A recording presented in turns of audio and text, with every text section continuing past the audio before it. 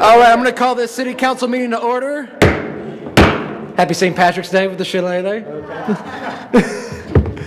All right, first up, the invocation by our very own Pastor Steve Ferris.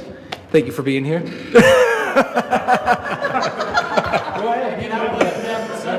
Yes, you can. Yes, sir. Well, Father, we just come before you thanking you as King of Kings and Lord of Lords for this beautiful place that we are able to abide in. And Lord, for all these people that give their time and their energy. And Lord, it's a good place to live because of that. And Lord, we just thank you and ask you to keep and guiding them and using them in the way that you would. Lord, I want to especially thank right now all those folks that are involved with this storm damage and all the people that lost their lives. Lord, that could have been us, and it has been us in the past. So, Lord, we want to just always pray for our first responders and all those. And, Lord, we got such a big military operation here. And, Lord, it's troublesome times. And, Lord, it's a time to stand on your promises and understand that you're in control, because we are certainly not. So, Lord, we just ask for your guidance today and thank you for all the blessings of life. In Jesus' name, amen. Amen. Thank you for that. Councilwoman Aber with the pledge, please. Please join me with your hand over your heart. I pledge allegiance to the flag of the United States of America and to the republic for which it stands, one nation, under God, indivisible, with liberty and justice for all. All right.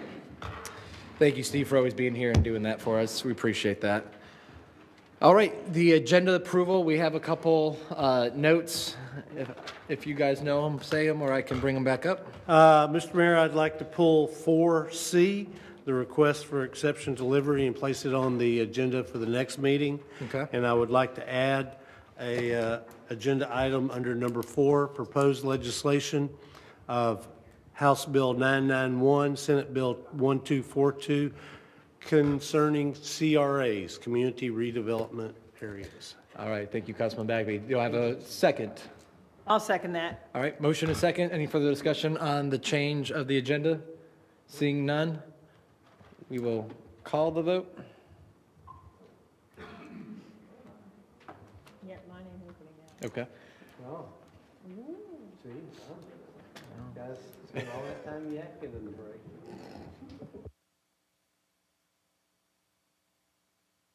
All right, everyone's logging in. All right, ayes have it, 4-0, so moved. All right, up first is going to be the proclamation, Water Conservation Month.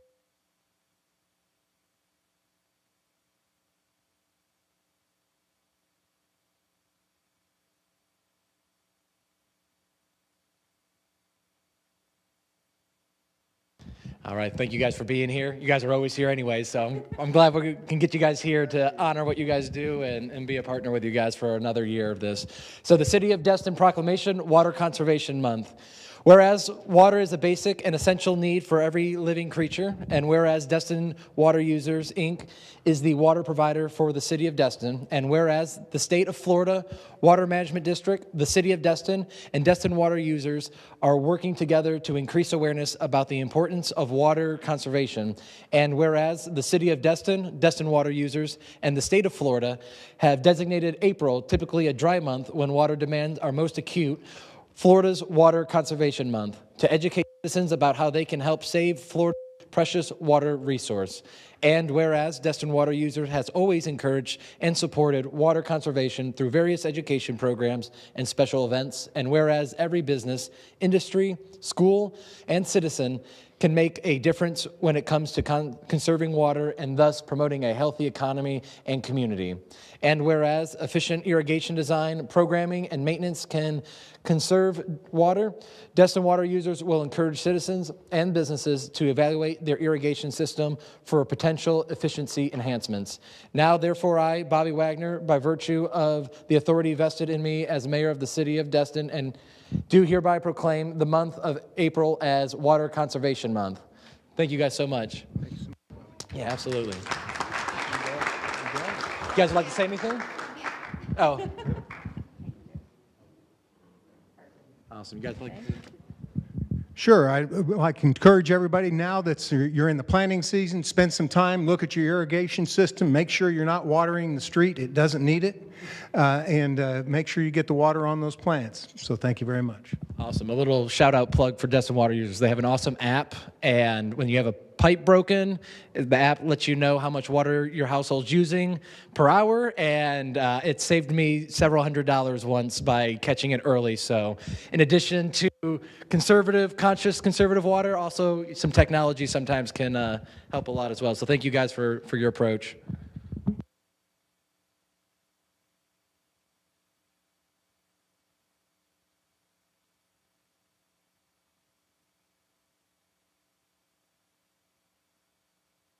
All right, next up is the public comment portion of this meeting. So I will take our left, y'all's right. If anyone's we're going to start from the middle. So all I need is your name and address. Oh, yeah, all right. It was my left. She got up, so I thought she was coming, but all you now. Yes, ma'am. Yes, ma'am.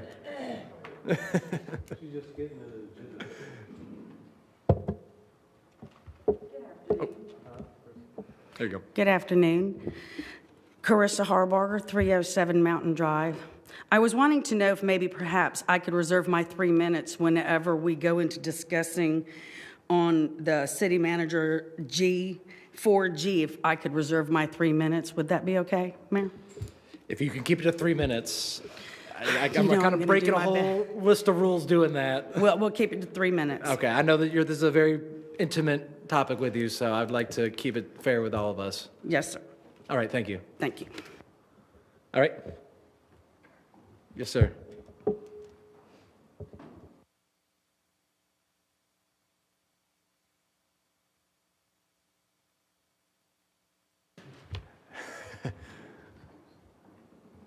Don Dallas, 442 Snapper Drive, Destin, Florida. I'm going to give attaboys today. Yeah, there we go. I've been griping for the last 2 years, so. Number one, the day after last city council meeting, Mr. Burgess brought me 3 quick dams from my house, which I needed them. Thank you, Mike. Number 2, Mr. Destin, he came, well, he's not here today, but he's here somewhere. He's here in spirit. He came by my house a couple times last week, check on me, make sure that some young lady that's sitting up here, you know, he had a late meeting last time, 11 o'clock at night, whatever, I was gone. Some lady up here, thank you, ma'am, said somebody needs to come by there and help me with them 60-pound bags. I put them out, so yeah, I appreciate the thought. I don't know, Dewey said they come by, I said, I don't know, I had to go to the doctor, and well, whatever. And then the better deal, or not the better deal, but a great deal, get a doorbell ringing after dark. I turned the porch light on, the police standing out there. I said, oh man, what did I do now? That's what Dewey said too. I want to thank Mr. Joe Gordon, sitting right, well, he was right, there he is. And I told my wife to get a hold of Chief over there, Sheriff's Department. He stopped by to see if I need help with the bags. So, let's see, yeah, Miss Abear, and on the 8th, on the 8th, I didn't put out the bags because we did that car show that we do every year for Children Crisis up there at Baytown. And I was there at 6:30 in the morning, got home about 4 that afternoon, and I was dog tired. Well, it rained 2 feet in my garage, so that's the best I could do. But anyway, let's see, yeah.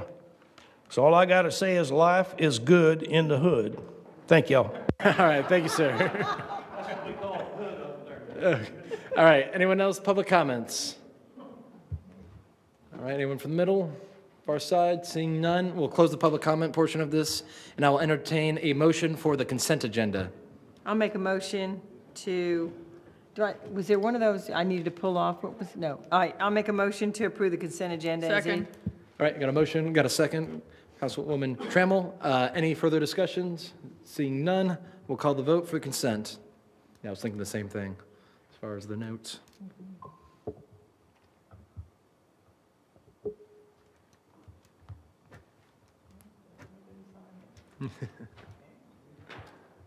All right, there we go. Ayes have it 4-0. So moved Moving on to city manager's report, Mr. Larry Jones.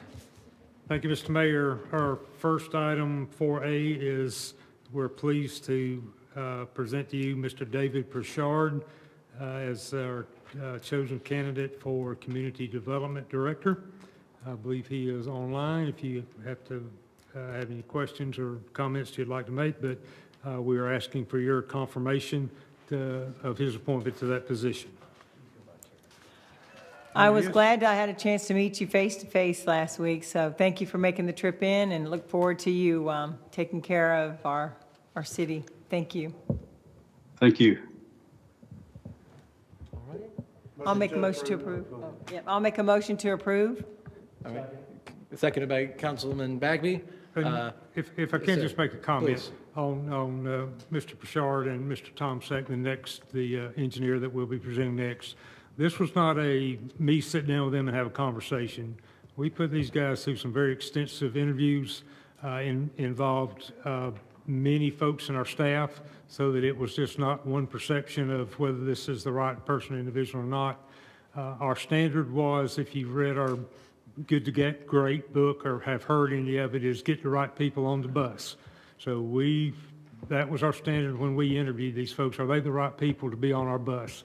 And it was unanimous in both instances that they are, and that we believe they're very capable in their fields, that they'll be an asset to our organization, and we look forward to working with them. So thank you for your kind consideration of them.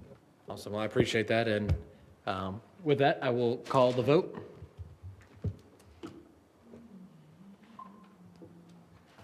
All right, Mr. David, welcome to the bus. 4-0, so moved.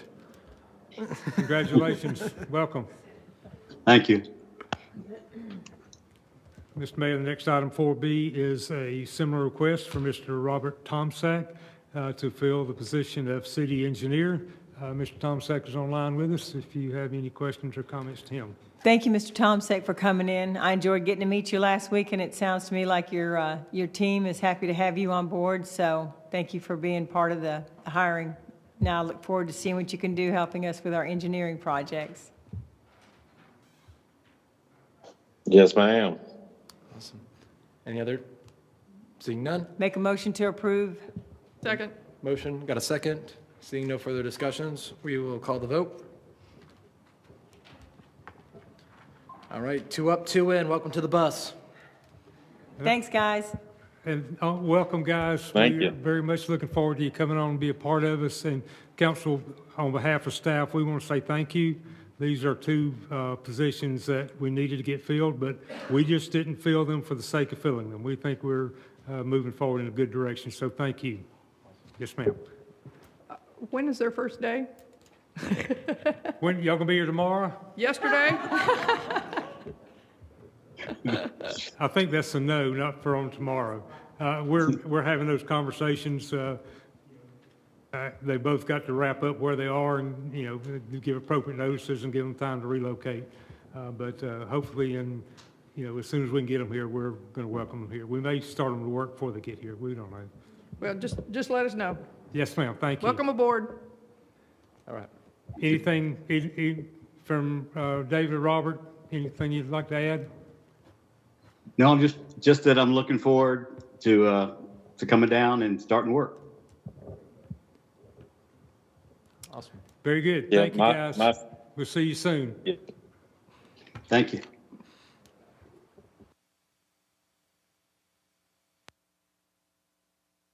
Four C was pulled, is that correct? Correct. Okay. So we'll move to 4D is regarding the public parking for the 68th Annual Blessing of the Fleet, which will be Thursday, May 29. The organizers of that are asking that after 2 p.m. that we abate parking fees for the Marler parking lot. So that would be our recommendation for a motion. All right, with that, Councilwoman Trammell? I'll make the recommended motion, Mayor. All right, and then do I hear a second? Yeah, I'll second. All right, seconded by Councilwoman Aber. Seeing no further discussions, call the vote. All right, ayes have it 4-0, so moved. Thank you. Next item. Oh, I'm sorry, I pushed the button, I had it on already. Regarding our community rating system, this is a recertification for the city as a Class 6 community, so that's the status quo. We didn't lose any points, we didn't gain any. We've had some conversation amongst staff of what it would take to improve that, so we can bring you some ideas back at a future meeting of some things that could be done. A lot of it is notification and making sure people are aware of things, but it would require mailing documents to some 7,000 people on multiple occasions. So there's some costs involved in trying to get that done, but we'll get that back to you in short order. And Michael, thank you for your hard work. Anything you want to add to that? Yes, sir. I'm glad that audit is over. Very well. And so no action is requested or required. Next item is the 4F, where we're being recognized as a storm-ready community by the National Weather Service. There are a list of things in your packet that says what we've done, what we have in place, that we are ready for a storm. And I was kidding Michael earlier today that the storm we were anticipating to have Saturday night, early Sunday morning, obviously saw our storm-ready sign and decided just to go pick on somebody else. So so thank you, Michael, for y'all's work there. Anything to add? Okay, great.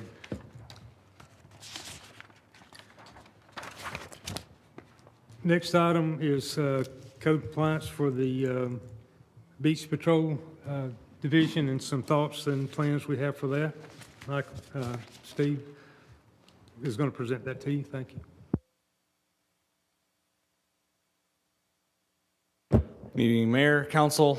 A few meetings ago, you all asked that staff bring back a plan for patrolling the beach with code. In your packet is a tentative schedule of patrolling. It's not a hard and fast patrol schedule. It can be adjusted as needed.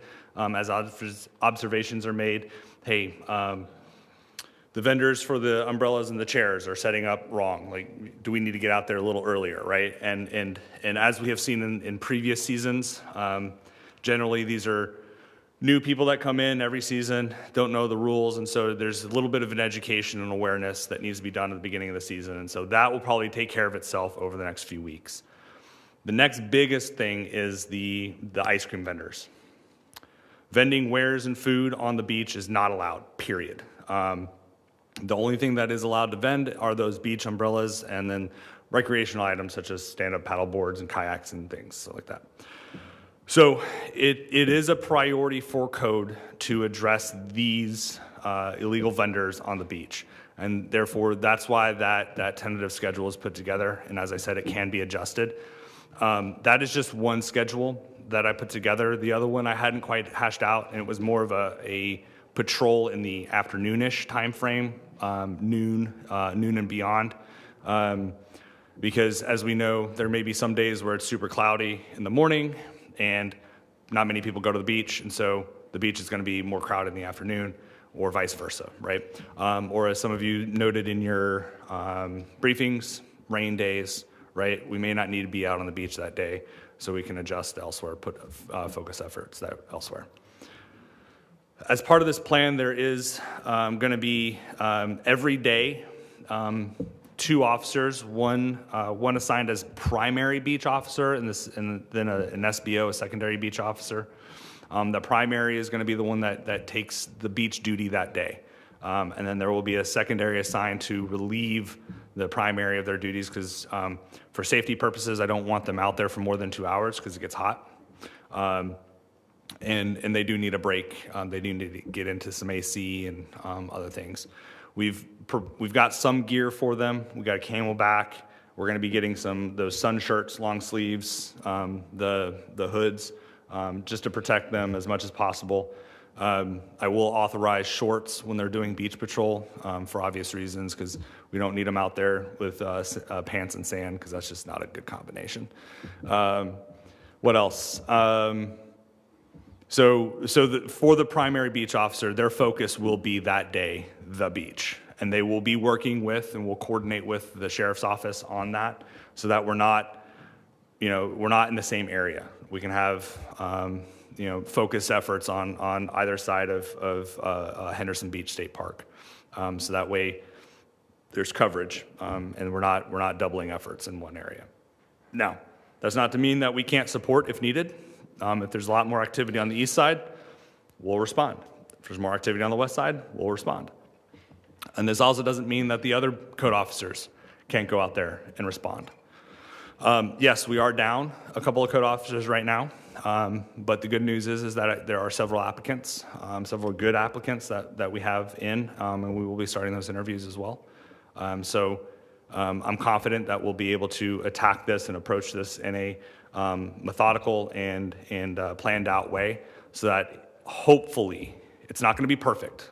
It's never going to be perfect. I can't promise perfection, but there will be hopefully a better concerted effort at attacking this and addressing this problem. Any questions specifically about beach? Thank you for that. Councilwoman Hebert? Yeah. Yeah, I wanted to hear. Okay. Right, would you like to come up now or wait until we? Okay, yeah, so Okay. Carissa, yeah. I got a couple other things once we're finished with the beach to adjust the code of the office. Okay, yeah. Right, would you like to? It's now or never, Chris. Now or never. Treating it like a public hearing.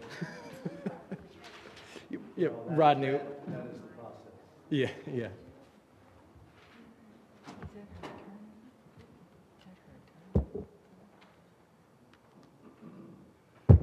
Carrie Harbarger, 307 Mountain Drive.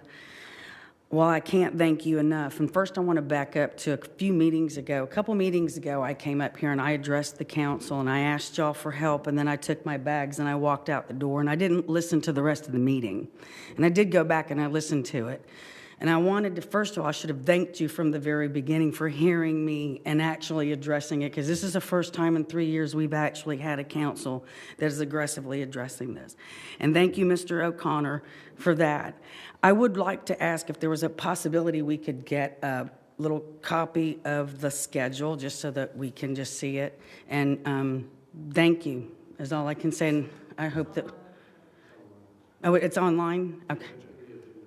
Oh, okay, perfect. Thank you. Thank you so much.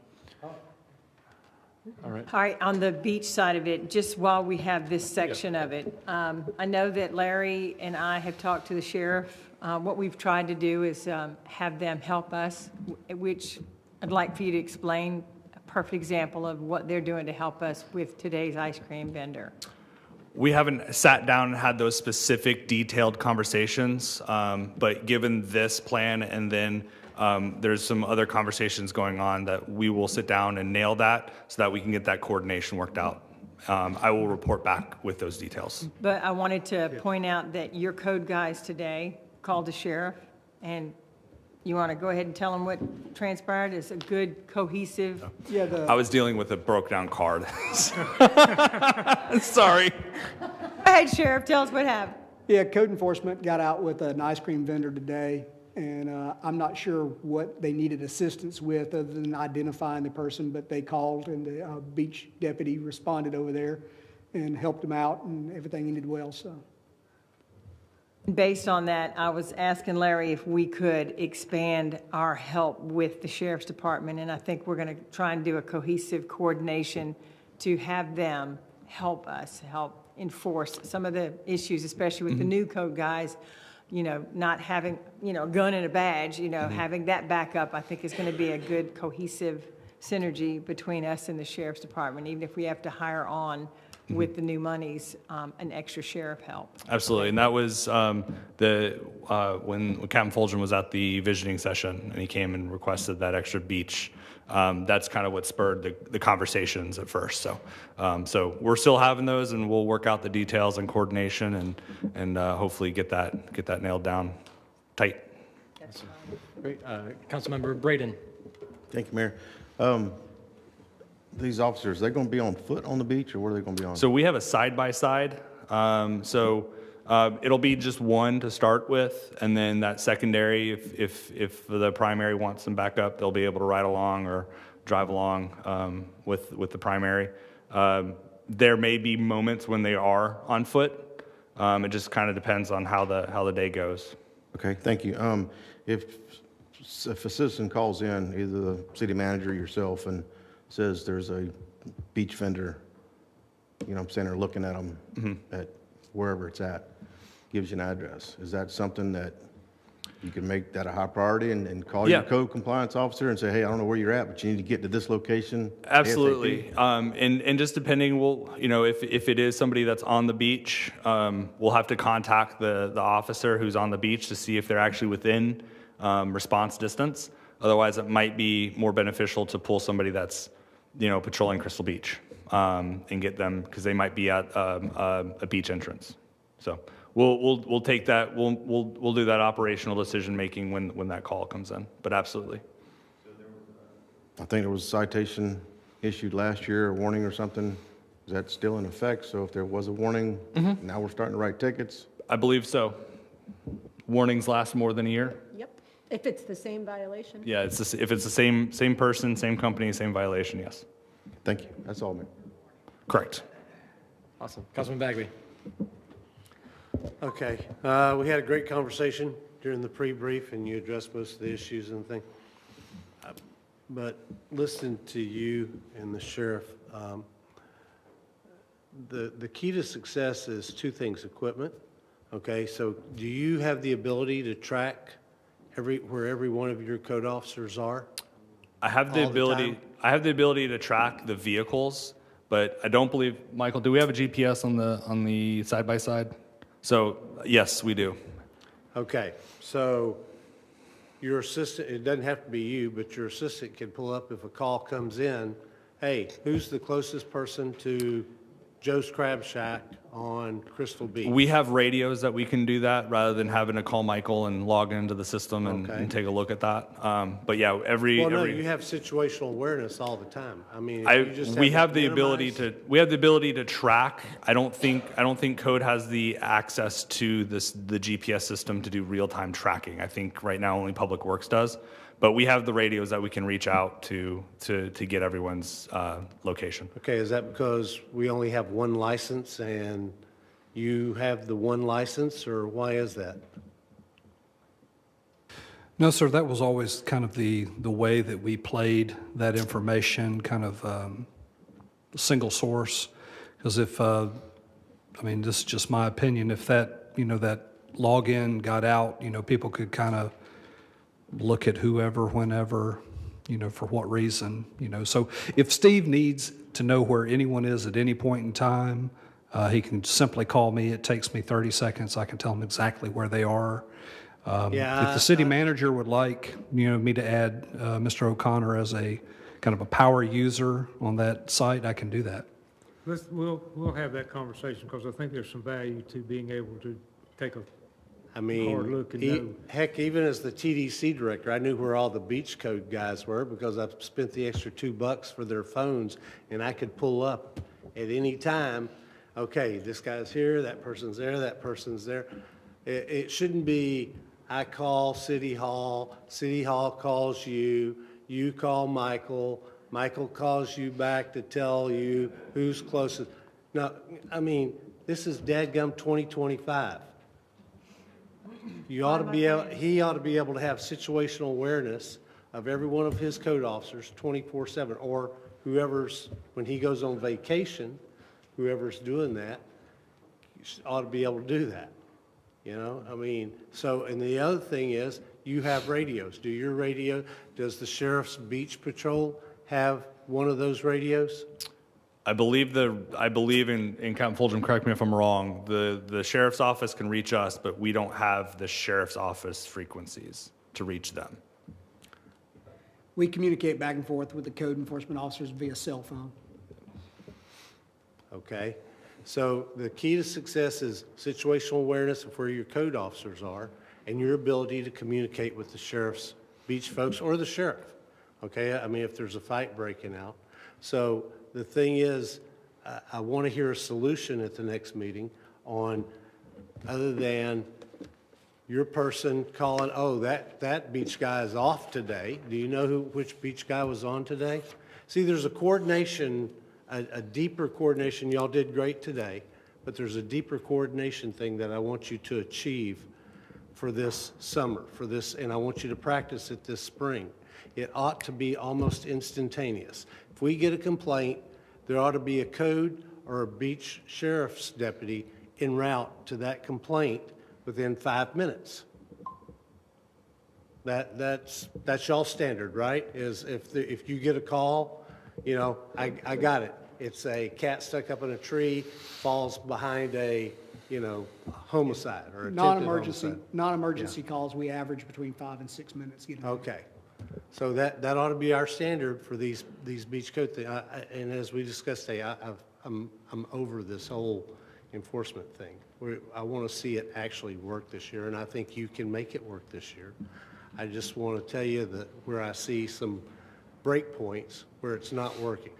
So situational awareness, communication, coordination.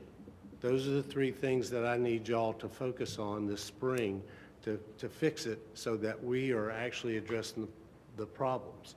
The other thing, and I know everybody has their opinion, but having overseen beach code enforcement for a while over in Walton County, one of the key things is the beach vendors, and you're entirely correct. You can get them straight after about 2 weeks. You go down there and you go, you're set up too close to the water, move. Yeah, but I got all these people. You can move or you cannot come back to this beach. Guess what? They will move. They learn, and I get it. It's 18-year-old, and it's not the same 18-year-old as it was last year. They will learn. So I agree. A couple of weeks, you might start the early shift, but the problems, as I see them, are the food vendors and the people leaving the holes in the ground. Okay?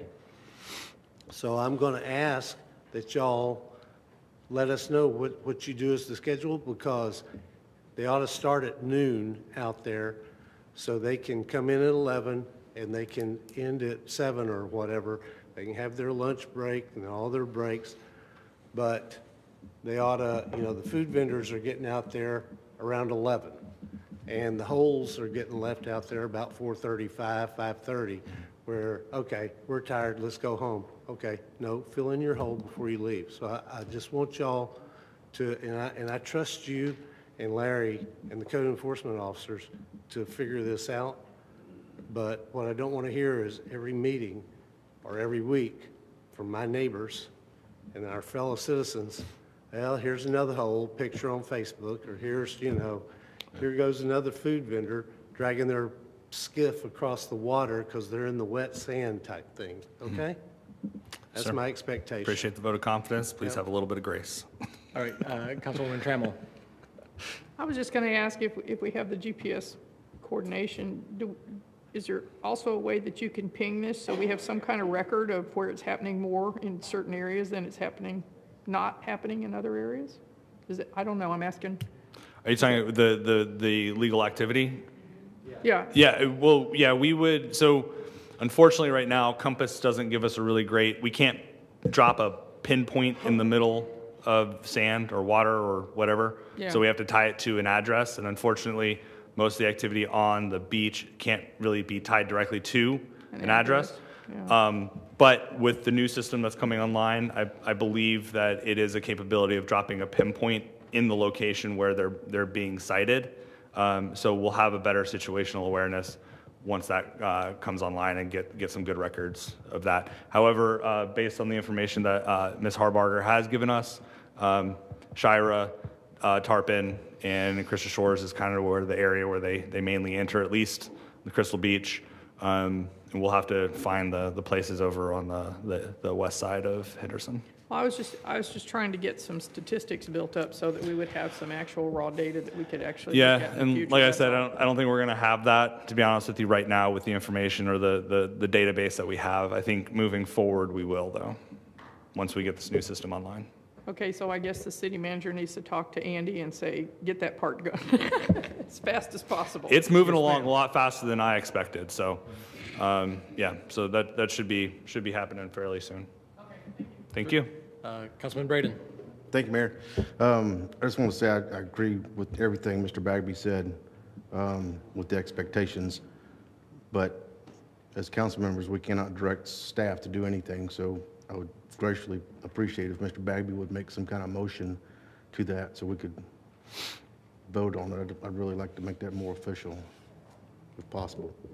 Yeah, I'll make a motion that we direct the city manager and Steve to, No, not Steve. I'm sorry, just the city manager, to execute a plan and report back at the end of April on number of violations, number of citations, and how the plan worked during spring break. I'll second that. Could you expand just a little bit on citations and violations that relate to Yeah, the beach? so how many have we issued so far? One? On the beach. I mean, On the we're beach, just talking okay, about beach okay, enforcement. I'm okay, sorry. thank you. Not builders and, I want to fix the beach issue this year, or at least make huge improvement. Yep. All right, I got a motion and a second. Any further discussion? Yes? Jim, will you add that, I'll add anything you want. the, thank you, Blake, the wayfinder, the, Getting the compass. Yeah, Larry, you understand exactly what we want, but I'll add that we improve the communication, the coordination, and the synchronization with the sheriff's office. I think you know exactly what I'm talking about needs to be done. And as the second, you good with that? I'm good with that second. All right. Good, good. All good around. All right, let's call the vote.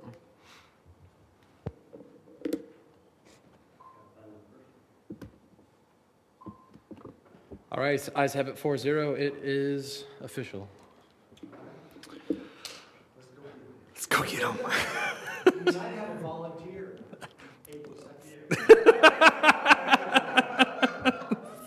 All right. So another thing I wanted to bring up. I think it was back in November. Council gave directive on parking, trash, signs, and then a little later on, noise. Okay. So a little bit of an update on parking. Okay.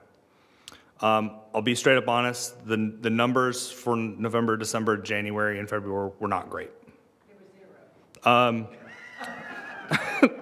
0. For paid to park, as far as January and February, you are correct. There were 0. Okay. So for January, paid to park, 0 citations, 0 warnings. For parking citations, so this is just like an improperly or illegally parked vehicle. 1. Parking warnings, 19. STR citation parking. So this is a citation for parking over the limit from 10 p.m. to 7 a.m. Okay, 0. STR warning citations for parking, 7. Okay, for February, again, paid to park was 0. Parking citations, again, improperly parked, 1. Parking warnings, 6. STR citation parking, 1. And then warnings were 6. Okay. Now, moving on to since March 1. This is since March 1. Paid to park. Actually, just got an update on this a minute ago. 57. Okay. Steve, if I can cut in, I don't know who's working this evening, but I'm watching it real time right now, and they've written 20 citations in the last couple 77. of minutes. And let's 77. And let me add on. This is what's very interesting. And guess where they are? And they're at the McGuire's lot right across the city lot that's back of McGuire's. And that's why when I came home from work today, I was like, let's get on this. Yeah. So I am very happy that you have the code guys you have. And I know for the last 3 or 4 months, you didn't have that kind of activity under your hat. Now you've got a good squared away group and you're growing them. I want to put it on the record, kudos that 1 March, they're on it, and especially today being St. Patty's Day, you know, everyone's got to park somewhere to go drink. So thank you for having them out there. Absolutely. And so just to round that out, so 77 as of 6:39 today. Steve, I am not kidding. Add one more. 78 as of 6:39. We have nine parking citations, so improperly or illegally parked.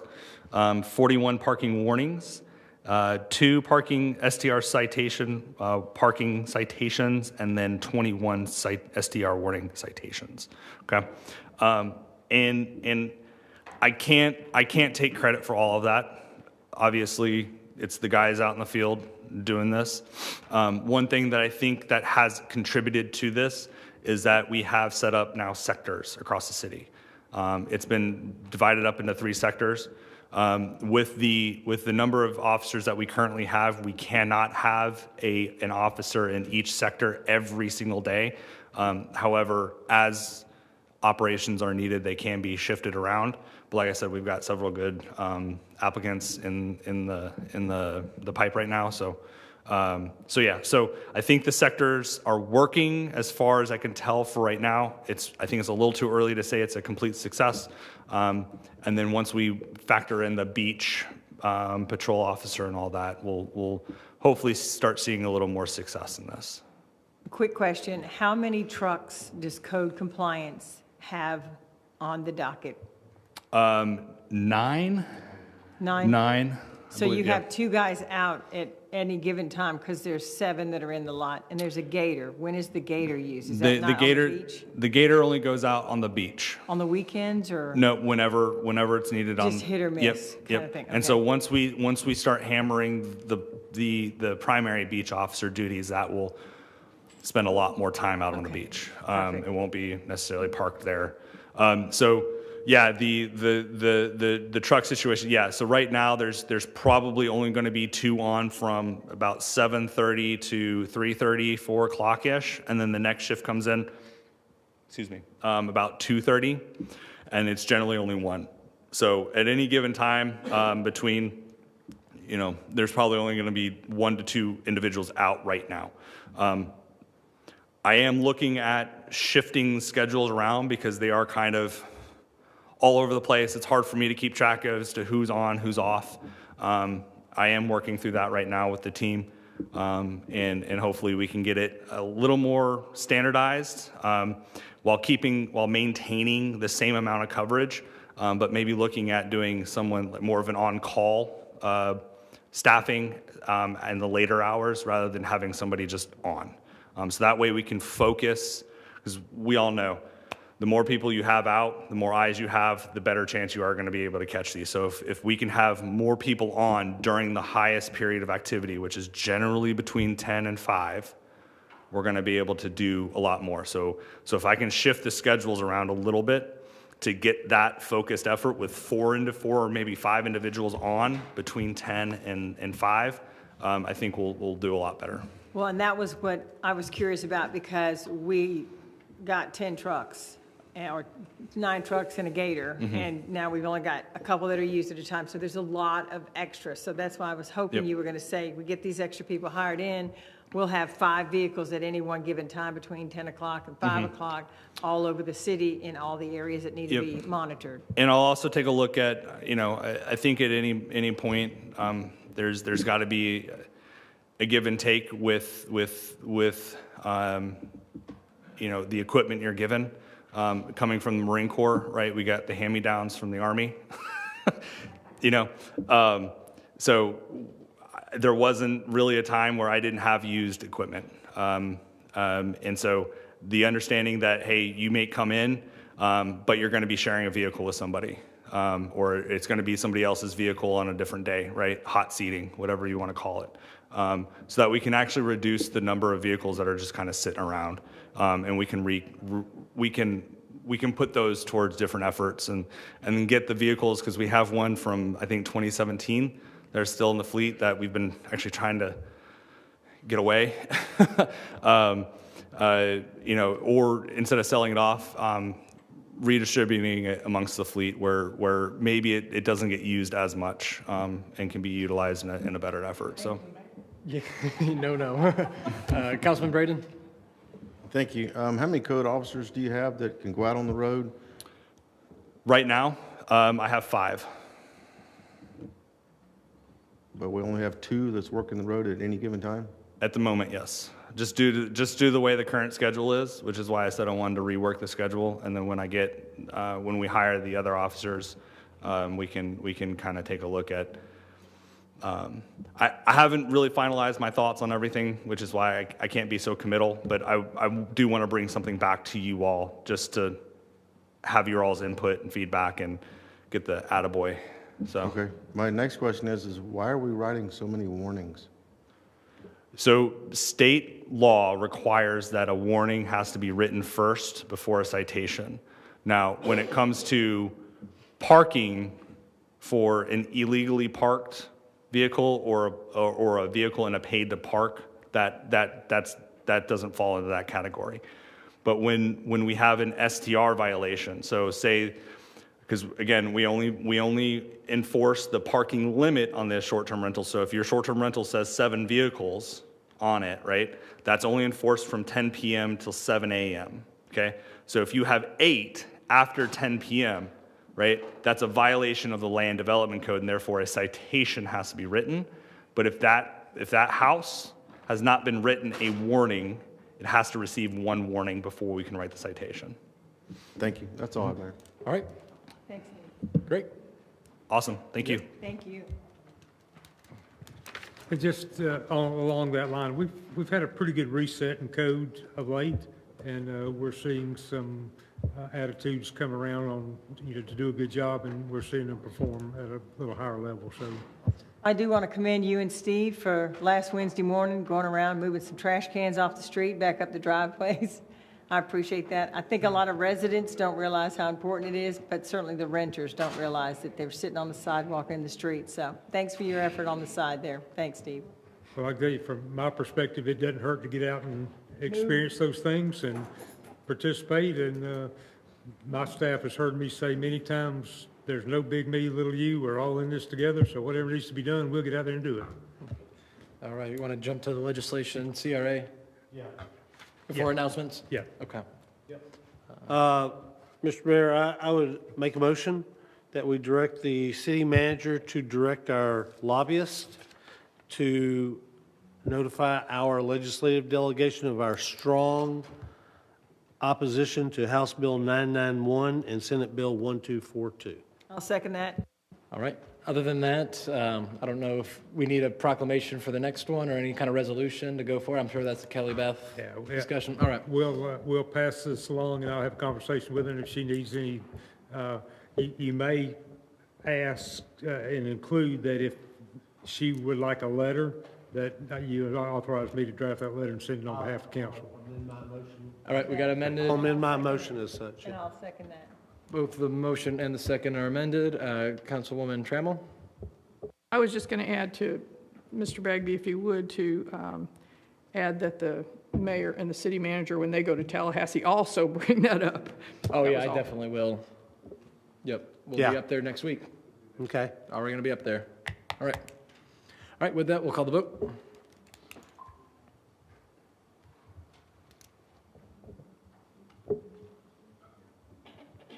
All right, ayes have it, 4-0, so moved. Announcements. 4H is, you have in your report your financial statements from Ms. Crystal and the TDC monthly report.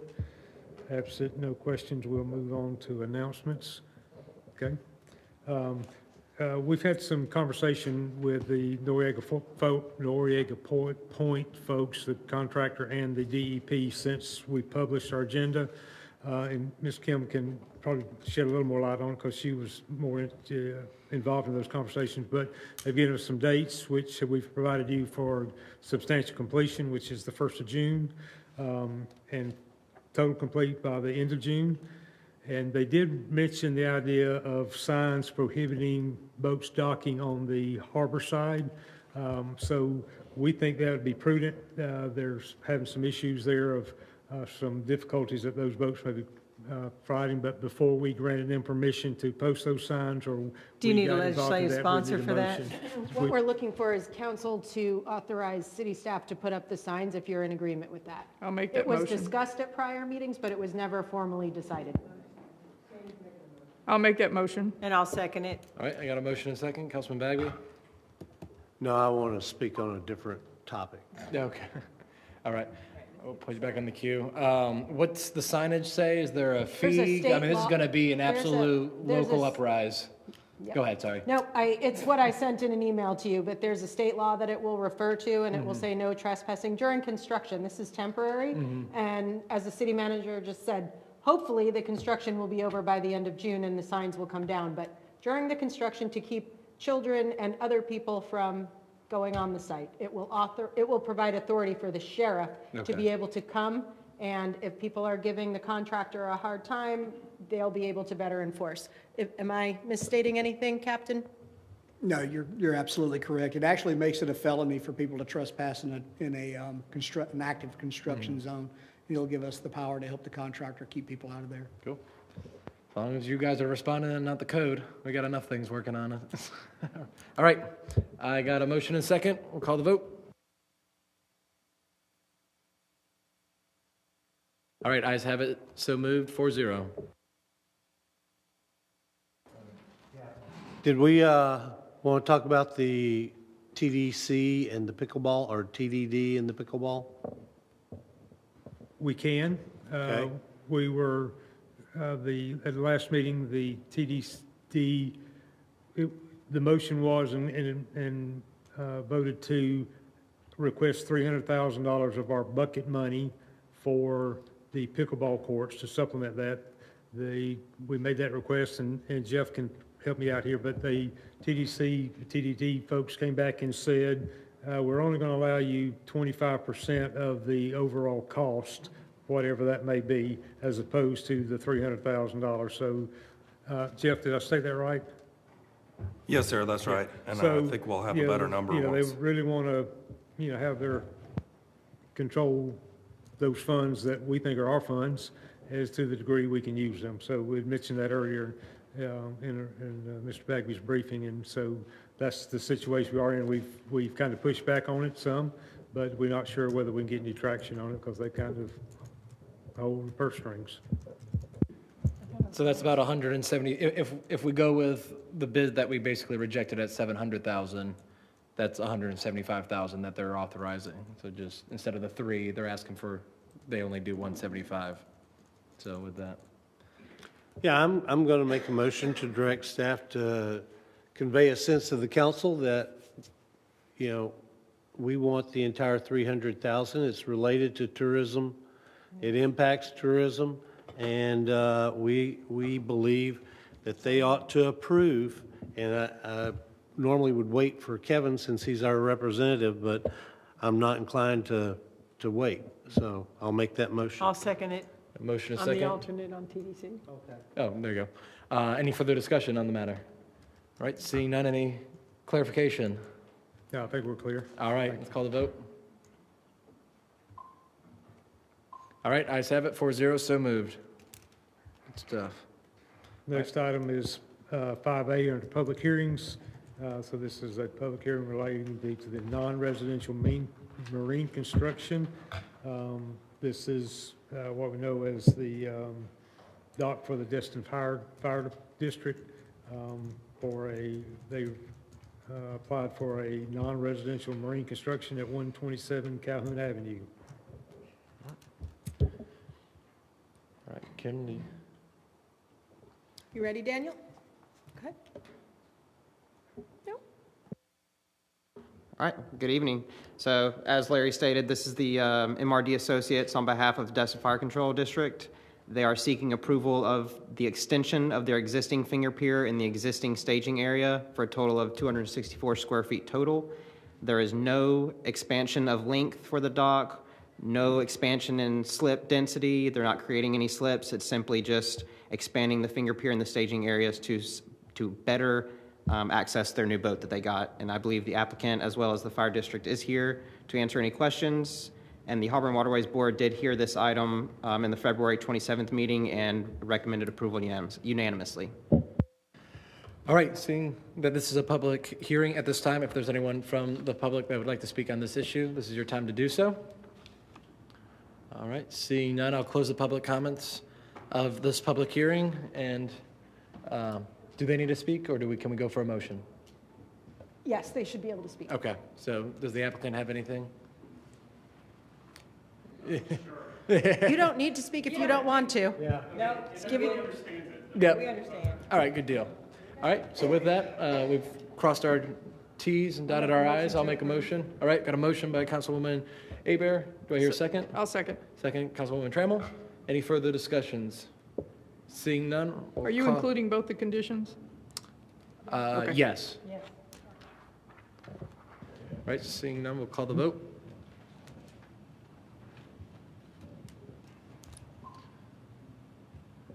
All right, ayes have it, 4-0. Thanks for hanging in there with us. Mr. Mayor, Happy St. Patrick's Day. as usual, I forgot to recognize I was Dr. going to come T. back to you, but you went right into the public hearing, so I didn't want to get legal quagmire on us. Dr. T. Yes, I'm ready. Okay, so we were originally planning to have Terry Shaw from Kimley Horn here tonight to discuss intelligent intersections, and they had a flight cancellation because of weather. So we're working to see if we can get that topic on the agenda for April 7th, and we wanted to acknowledge it tonight since we had brought it up at previous council meetings. Also, super happy, last one is the Easter egg hunt will be Saturday, April 19th at the Morgan Sports Center. The event will begin at 9 a.m. and while it's designed for ages 12 and under, I've been the last couple of years and it's fun for all ages. So we hope people come out. Awesome. Thank you.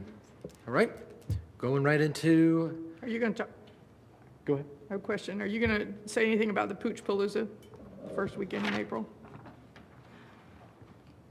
No. I don't have anything on that. I did meet with the granddaughter of Nancy the other day, and we started pushing it out on social media.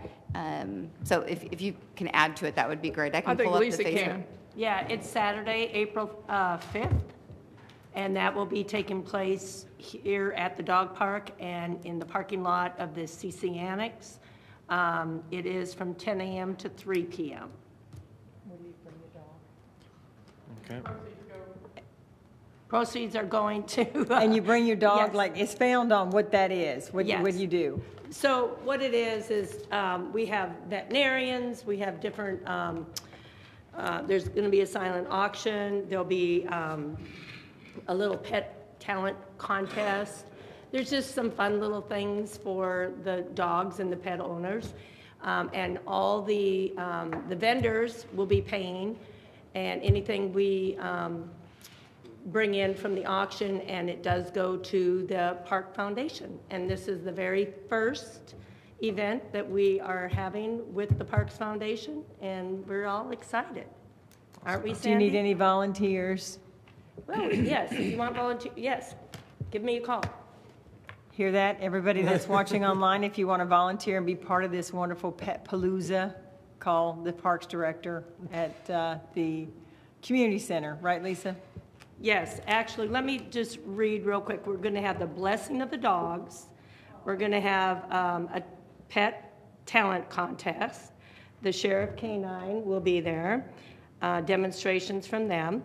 There'll be a professional pet photographer, raffles, pooch nail trimming, vendor booths and food truck, and a trick scent demonstration, and more. So, if that doesn't sound fun, no, what? And the proceeds will go to improve the dog park. Yeah. Okay. Anything else? Nope. All right. Councilman Braden. Thank you, Mayor. The only thing I have tonight as legislative sponsor on the ordinance exemption to separate requirements for the 501c and 19 entities. This is on the, I'm sorry? Just trying to help you remember for the church by Azalea. Yeah, it was, I guess we had the, I don't know if it was, wasn't the Elks or the Ambets was on Palmetto, right there by Palmetto on a mountain. Now they want to move around the corner on Azalea. And I think the way the ordinance says is serving alcohol within 500 feet of the church, and they're 423 feet.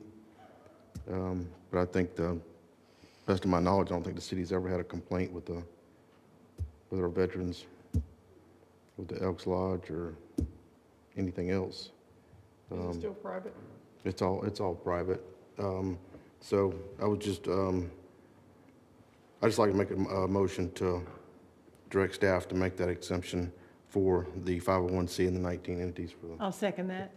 Thank you. All right. Got a motion and a second. Any further discussion? Yep. Is there a reason we're doing this as an ordinance as opposed to just a variance, just a straight variance? And my question is it's going to require us 2 or 3 hearings, readings, whatever, to pass an ordinance as opposed to a variance We don't application? currently have a variance for this in the code.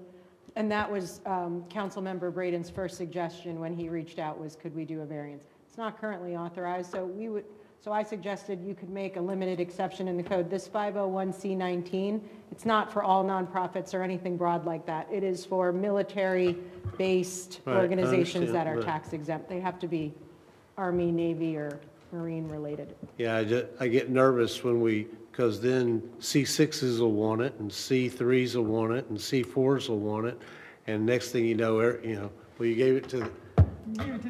We can put in a variance if that's the way you want the ordinance to read. No, I'm just curious.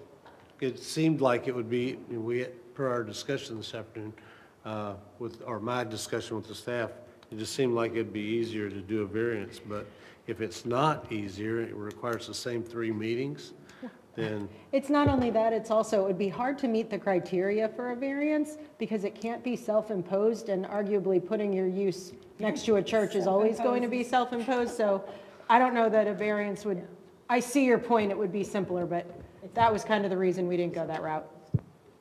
okay, yeah, because I think we all agree we want to be a family-friendly town. We don't want a bunch of bars, which is why we have the ordinance we have, but okay.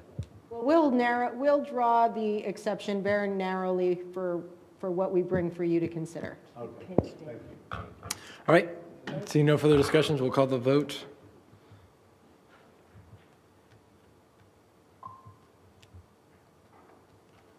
All right, ayes have it 4-0, so moved. Thank you, guys. Thank you, Mayor. That's all I have. Awesome. All right, Councilwoman Trammell? I have nothing tonight. Awesome. Councilmember Bagby?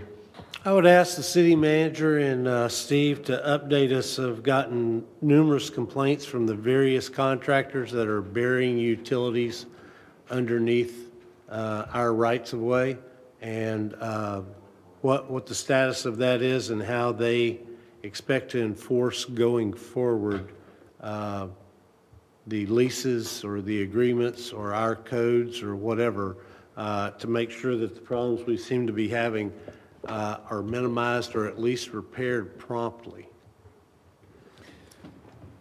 Thank you, Mr. Bagby. First, we have representatives from Live Oak here tonight, so if you have any questions directly for them, they're certainly prepared to answer them. We had a meeting last week with Live Oak and Gigapower, who are the primaries that are doing the undergrounding. Due to some issues that we found in pretty egregious situations, we asked them to come in for a meeting, and we had a very good meeting. We laid out to them what we expected to happen and why we expected it to happen. The conditions of their permit require many things from them, and we made sure they were abundantly aware of what those were and that we expected them to comply with those standards. We explained to them that if the situations persist that we've been seeing, that we don't mind suspending a permit until we come to a solution, a quick, amicable solution that fixes a problem without leaving a dangerous situation for our citizens. They were very receptive in the meeting.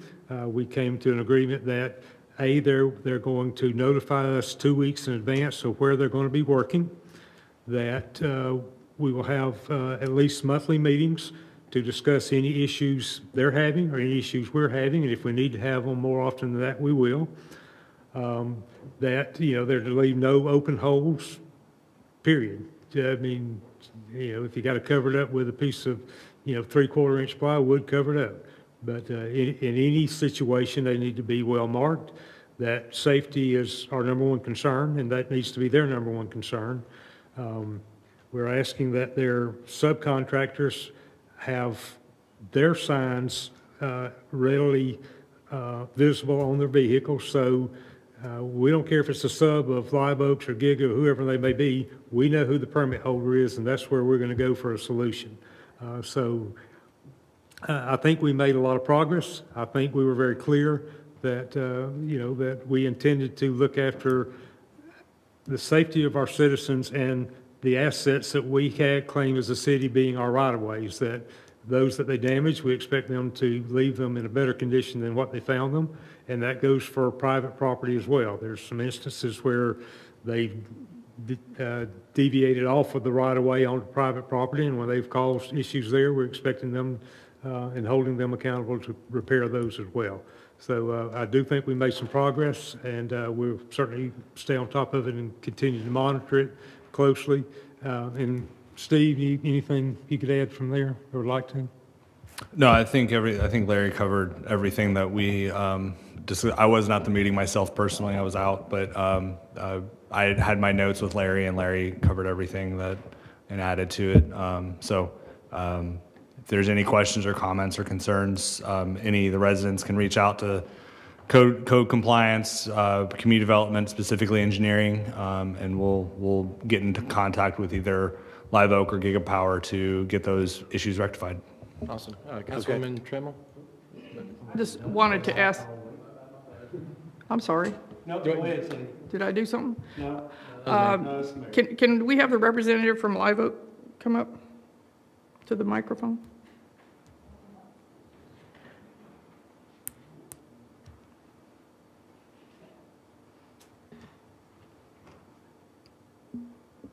Hello, I'm Nick McManus with Live Oak Fiber. Oh, thank you. Yep.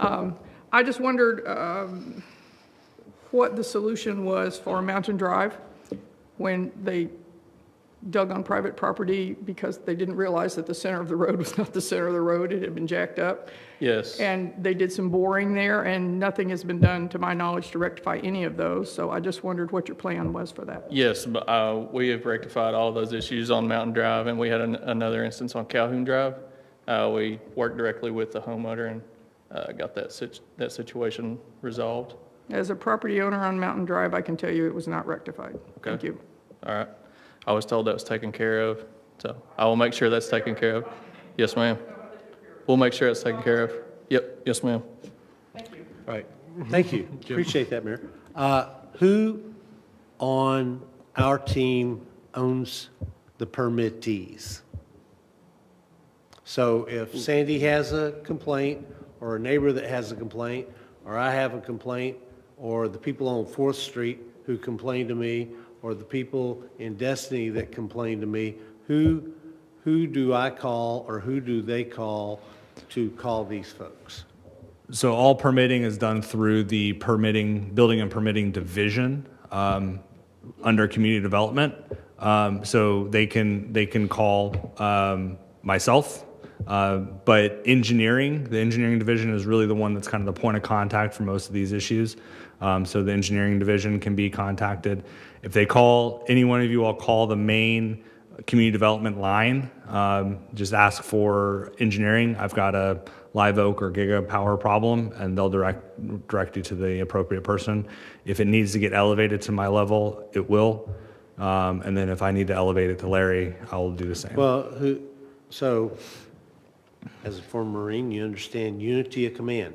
I want one button that we can push that has a direct line to him, says, you need to go out on 4th Street, you need to fix this problem, you just tore up somebody's cable or water line or irrigation line, and I will be out there in 2 hours to make sure that you fixed it. That would be engineering. So the main community development line just request engineering, and that'll go straight to the engineering staff that's appropriate for that, and it'll get rectified. It will run up to myself. Larry will be made aware of it as well. But yeah, the quickest will be straight to engineering. Because my perception is his folks tell him, oh yeah, we fixed that. They tell you, somebody, engineering, somebody, yep, we got it corrected. Our understanding is it's corrected. Okay, but nobody goes back to Sandy and says, okay, so is your water working, or is your cable working, or is your whatever working? And then all that does is frustrates the heck out of her or some other citizen. So I just want to make sure we're kind of, again, tonight's theme is communication, synchronization, coordination, okay? We're closing the loop, and we're going back to Sandy, who gave us the initial complaint saying, we're told it's fixed. Nope, I'm sitting here, my TV's on, and all I got is snow. Yep. So I'll just kind of run through a what if scenario. Say there's a problem, they call engineering. Engineering contacts the appropriate permit holder and gives them a timeline. An engineering staff member or other inspector will go out and ensure that it is rectified. And if it is not, then they will contact myself and I will authorize revocation of that permit. Okay, that's what I want to know, because, and I'm not beating up on you folks, because competition's a great thing. You know, if you saw my Cox bill every month, you'd be like, we need to go to Destin, we need to start putting in fiber, because we can make a lot of money just cutting his bill in half, okay? I got that. I want competition, and I want y'all to be, both of you to be successful, but I want you to stop breaking all this stuff so these people stop calling me or running into me on my Friday night, you know, time with my friends and family. No, that's what we get paid for. Yeah, one of the things I brought with me were some flyers I was going to give. Maybe there's a social media personnel I could give this to with a direct number to contact us so they don't have to come to you guys. That would be me. Can I give these to you? Dr. T. The best way to get these resolved for us from an organizational standpoint is we're housed in Niceville and Blue Water Bay. If you pick up that phone, you're going to talk to somebody there. We're going to get a ticket in our email bucket for construction. We're going to call you within 24 hours at least to make sure that it's taken care of, or a plan is put in place to make sure it's taken care of. If we can get someone to call into that number, get a hold of us, get you on that list, our average resolution time on all the tickets on our incident list that we keep up with now is 2 days. So quickest way to get it is to get it to us and not have to go through everybody else to get it to us. We like to door tag, get out in front of the crews and make sure everybody's aware that we're coming. The same numbers on there. Unfortunately, I think a lot of homes in this area are vacation homes or rental homes, and you know, people may not see that, to kind of toss it aside, but in hopes that if you get something on social media and blast it out there and let people know, call this number if there's a complaint. Okay, awesome. Thank you. All righty. You have another one of those pieces of paper? I had about 20 of them. Let me grab you one. Okay. Okay, Good to go. that was my All right. drum I wanted. You get Can the you, stick? can you stay right there? Yes. He wants to speak. Yes, ma'am. For Gigapower. Yes. Oh, just real quick, I wanted to find out, I had a couple neighbors said, I've seen that Live Oak truck. When are they going to say, we're available, do you want to switch services? Depends on where you are. We plan on The going. end of Main Street, downtown Destin. I would say by the beginning of April, we'll be getting people to where they'll be able to be installed, and it'll go from there as the coming weeks and months. So hopefully by the summer, we'll have everyone in that area lit up and ready to go. Perfect, thank you. Yes, ma'am. Did she want to come up? Yep, please. You can, you're done. Thank you.